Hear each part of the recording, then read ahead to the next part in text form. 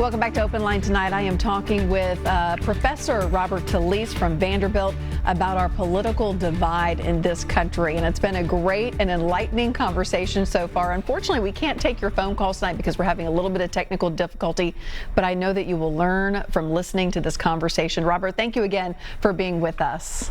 Thanks for having me. It's really been a pleasure. We've really covered a lot of ground in the last 30 minutes, things that have made me go, oh gosh, yes, I see that. I agree with that. Your research that you just conducted, first of all, tell us what your goal was in this research, and then I want to talk about what you found when it comes to people willing to engage with others who they see as politically different. So first, your goal in the research. So I'm a Democrat. I'm a believer in democracy. I am a fan of democracy, and it has just struck me that the country, and not only our country, but other democracies in Europe, for example, have become sort of so divided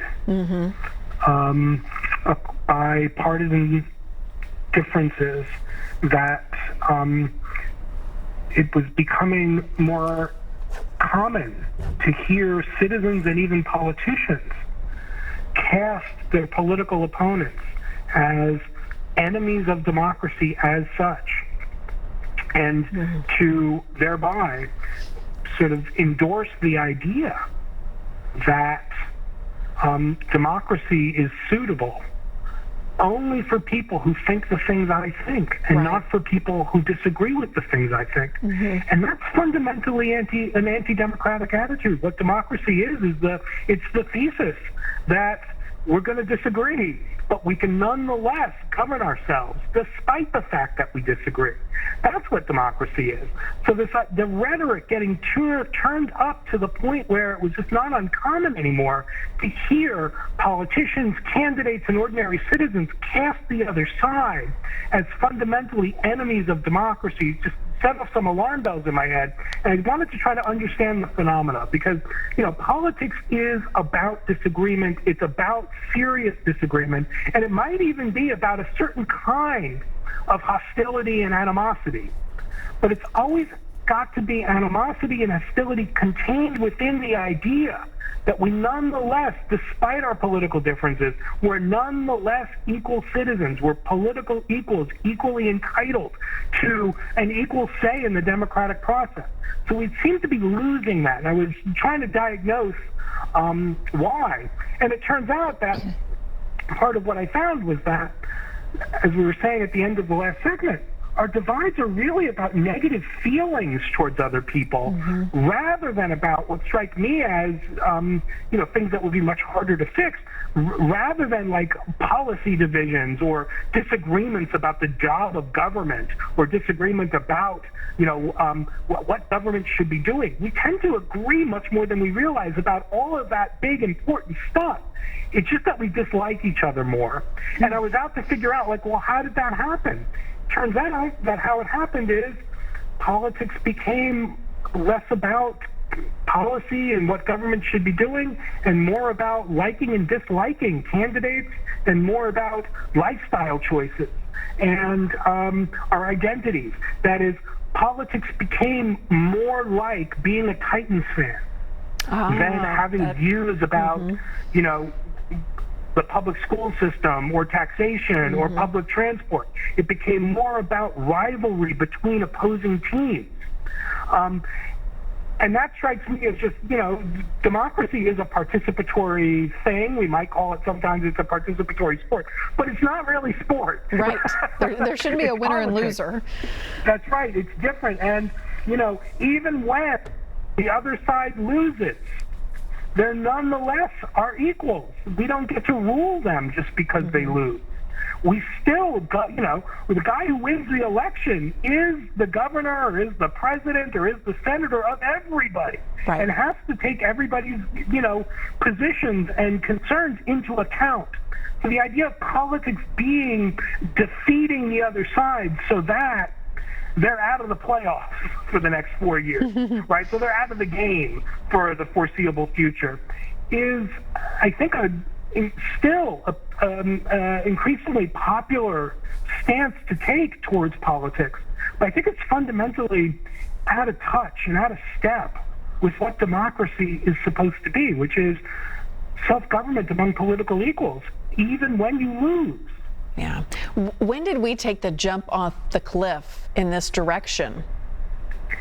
You know, it's really hard to say. And so there are, you know, when you're talking about complex political or social scientific phenomena, you know, there's never one like explanation or Sure. one point at which the switch got, you know, where we flipped the switch and the world got different.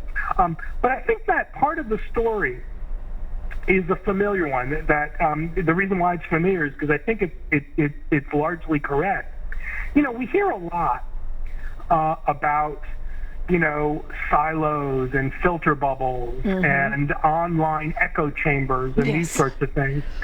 And I think that those concerns are well placed. That is, what's happened particularly within the last decade, you know, 15, 20 years, has been that more and more of our social encounters occur in online spaces where we have extraordinary latitude in filtering out what we expose ourselves to, what we see, what stories we read, who we talk to. We mute people, we unfriend them, we block them if we don't like what they say.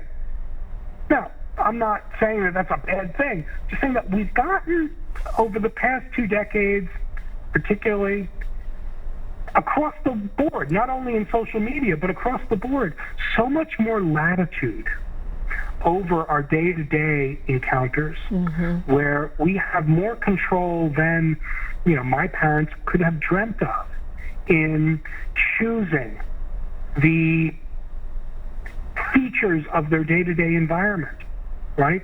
We can work from home, we all discovered very recently. You know, I don't know if my university wants to hear me say this. I know people who've been teaching from another country. I have friends who, you know, who are, you know, work in Iowa City and live in Edinburgh.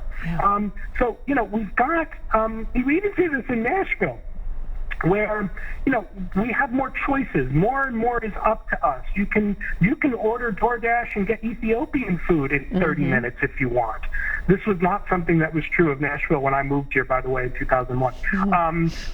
You didn't have DoorDash, and you also didn't have the Ethiopian food, right? But so the world has become more malleable. We have more choices. We have more latitude. I'm not saying that's a bad thing.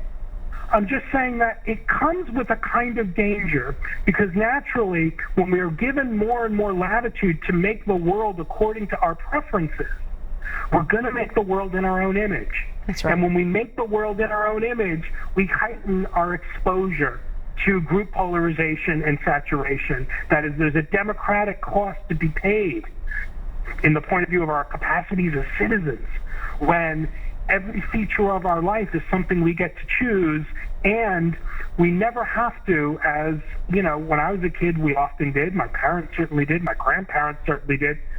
We never had to adapt to the environment, right? The social environment. The environment is sort of something we can always alter by clicking on the keyboard, or, you know, muting or blocking. Yes. So that's what's changed, it seems to me. That's got to be part of the explanation. In so many ways, people are seeking affirmation rather than information in many areas of their lives these days.